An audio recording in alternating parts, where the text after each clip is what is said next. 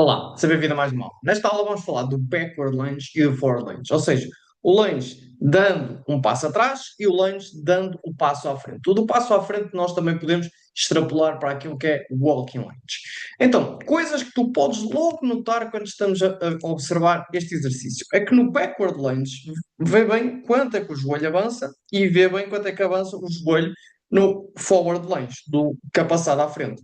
Quando nós damos a passada à frente, nós colocamos o pé e o nosso joelho avança mais. Isso vai fazer que o braço, mediante a resistência, aumente para a articulação do joelho. Quando fazemos um backward lunge, o nosso joelho não irá avançar tanto para a frente. Então, se em ambos os casos eu tiver uma linha da força, vou tentar desenhá-la o mais direitinho possível. Ok, tentar. Se eu tiver uma linha da força assim, ok, pronto. O que é que nós podemos ver? Que, olhando de imediato, o braço de cimento para a anca é muito maior comparativamente ao braço de cimento para o joelho. Já quando eu faço o forward lunge, nós temos na mesma maior para a anca, mas ficou maior para o joelho. Só que quando nós fazemos o forward lunge, quando damos a passada à frente, acontece outras coisas.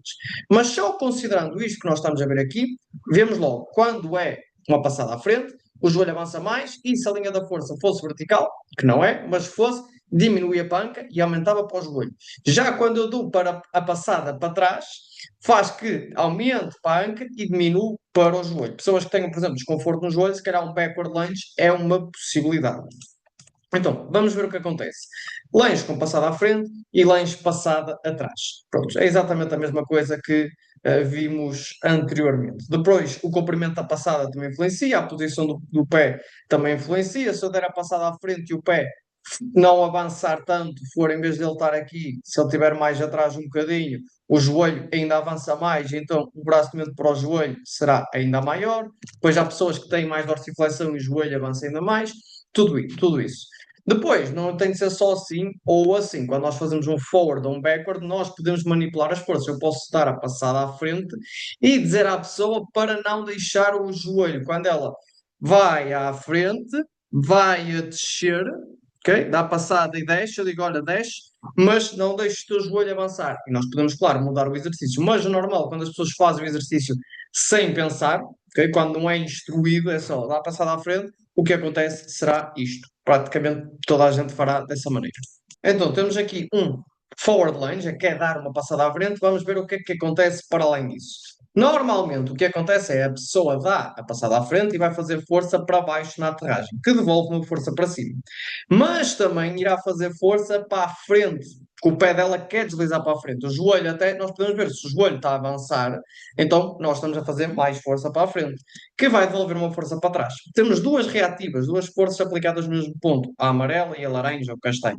Então vamos ter uma resultante. Desta resultante, nós tiramos o braço de movimento para o joelho e vamos tirar o braço de movimento também para a anca. Amarelo para o joelho e azul para a anca.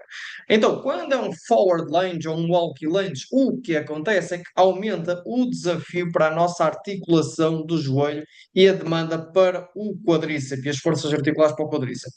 E depois, dependendo de como a pessoa aterra, quando eu vejo mais, já mal está a fazer o awkward lunge, o awkward, às vezes é awkward, o walking lunge, o lunge a andar, fazem no, aqueles relevados que agora os ginásios têm, e dá para ver claramente quando elas aterram, o pé delas às vezes até escorrega para a frente. Então, quanto mais força a pessoa fizer para a frente, mais força será devolvida para trás, certo?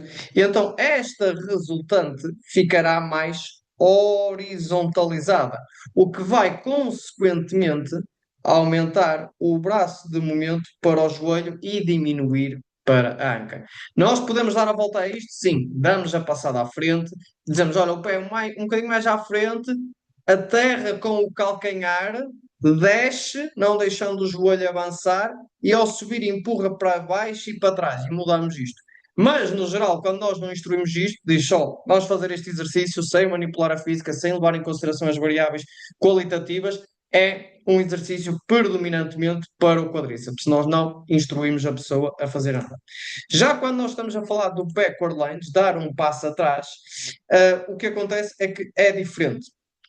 O que acontece é que nós vamos fazer força para baixo, que devolve-me para cima, mas também fazemos uma força para trás. Aqui eu troquei isto. Ok? Fazemos uma força para trás e devolvo para a frente. Aqui a ação era amarela e a reativa era a verde. Ok? Pronto, enganei-me nisso.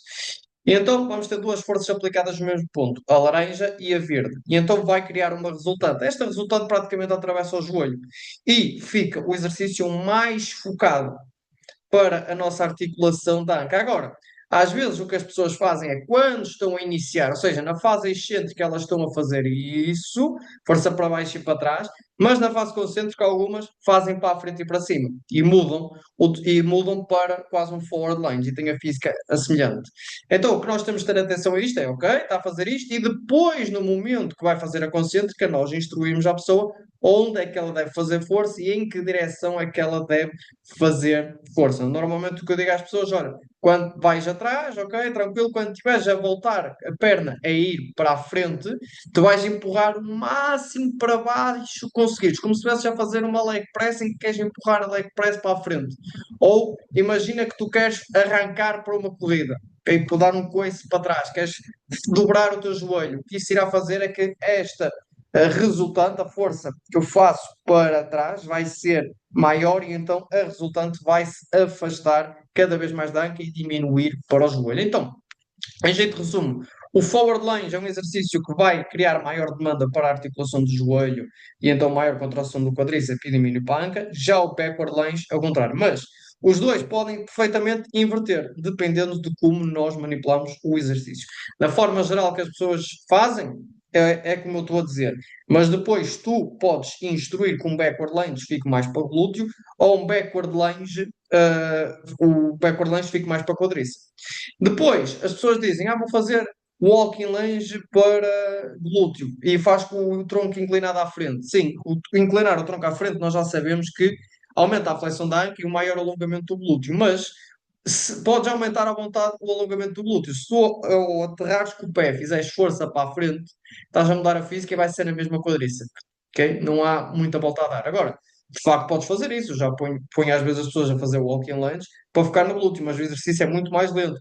Dão uma passada, descem lentamente, com o tronco inclinado à frente, sobe sem pressa, sempre com o tronco um bocadinho inclinado à frente, e depois volta a dar uma passada. Não dá uma passada de passar pão, pão à bruta, ok? Se o objetivo for, por exemplo, no CrossFit e no Aerox, acho que eles também têm isso, for performance, claro que nós vamos estar com estes cuidados, é caminhar o mais rapidamente possível. Isso é outra história. Agora, se o objetivo for manipular as forças articulares, manipular o desafio muscular, vamos ter em consideração isto. Já quando isto é uma parte mais performance interna, já quando nós falamos de performance externa, que é atingir um resultado, fazer o mais rápido possível, fazer o maior número de repetições possíveis, é ver qual é a que causa menos desconforto para a pessoa e que a permite repetir aquele movimento mais vezes ou o mais rapidamente possível, ok? É analisarmos como é que ela se locomove e depois adaptar, ok, já vi que se tu fizeres desta maneira, fazem X tempo, se fizeres desta, fazem aquele tempo. E nós não estamos muito interessados quais são as forças articulares que ali estão envolvidas. O que nos interessa é o resultado final, ok? É sempre dependendo do objetivo que nós temos. Isso foi o que nós também já falamos, era exatamente isso. O tronco mais direitinho, reparem que a flexão do joelho é praticamente a mesma nos dois cenários. O que difere é o ângulo da anca, em que na imagem da direita tem um bocado mais de flexão da anca, maior alongamento para o glúteo, mas os dois, uma vez mais, estão a focar em quadríceps e estão a focar também no glúteo máximo. O que vai determinar se é mais um ou mais o outro é o que nós fazemos com o pé. Se fazemos uma força puramente para baixo, que devolve-me para cima, ou se fazemos uma força para a frente também, que vai criar ou uma resultante que aumenta para o joelho e diminui para a anca, ou se fazemos mais para trás e depois até pode passar para o outro lado do eixo do joelho, ok? Isso tudo é o que vai importar mais. A inclinação é só mais para brincar com sensação e com um maior alongamento. Porquê que às vezes é importante fazer esta inclinação? Porque a perna de trás, como estás a ver aqui, ela toca no solo. E ele está, até não está mal, está para aí a 100 graus de flexão da anca, mas se ele ainda tiver mais flexão da anca, como podemos ver nesta imagem, que ele tem mais flexão da anca, para nós alongarmos ao máximo o glúteo máximo e também nos adutores, como esta perna toca no chão e limita o quanto nós conseguimos fazer de flexão da anca, então nós podemos inclinar este tronco à frente para alongar mais estas estruturas do glúteo máximo e dos adutores e elas serem mais recortadas, principalmente os adutores, porque os adutores só passam todos a ser extensores a partir de 80 graus de flexão da anca. Só aqui é que todos eles são agonistas. A maior parte deles, até chegar aos 70, aos 80 graus, são flexores da anca. Aliás, até 50, 60 graus de flexão da anca, a maior parte dos adutores são flexores da anca. Aqui eu queria dizer extensores de anca. A partir de 80 eles são extensores de anca. Peço desculpa. Antes de 80, ali até 50, 60, é que eles são flexores da nossa anca. Por isso é que pode ser interessante fazer essa maior inclinação à frente, porque nós não conseguimos flexionar mais a anca de forma reversa. Ou seja, forma reversa seria esta extremidade vir mais para cá. Se vocês puserem um step, também dá para fazer isso, mas no step normalmente não é um forward lunge. Mas podem fazer um forward lunge para cima de uma caixinha ou para cima do disco, então não precisam de inclinar o tronco à frente. Ou seja, ou alongam mais inclinando o tronco, ou esta perna vai ter de vir mais para cima. Como nós atingimos esse resultado, depois depende de como nós construímos o exercício. Temos então aqui os músculos responsáveis pela extensão da anca. Claro que estes três de baixo vocês já sabem que são excluídos devido ao paradoxo lombar, tal como nos extensores do joelho, o reto femoral também é excluído por causa do paradoxo lombar. Espero que agora tenhas compreendido qual é a diferença entre um e outro, mais aumentaste um bocadinho mais a tua caixinha de ferramentas, como é que aprendeste a manipular as forças e repara, tudo aqui ficaste com vários exercícios. Não ficaste só com dois. Porque tu manipulando o atrito, podes ter vários. Até podes fazer uma drop set mecânica e começas o exercício fazendo mais força para a frente e depois dizes para fazer mais força para baixo e depois para baixo e para trás e então alteras aquilo que está a participar. Fadigas mais uns sítios e depois outros. Okay? Também pode ser uma técnica assim mais avançada. Espero que tenhas gostado desta aula. Qualquer dúvida, envie mensagem privada para o grupo. Continua a estudar QMU para ser um profissional de excelência baseado em evidência. Até a próxima.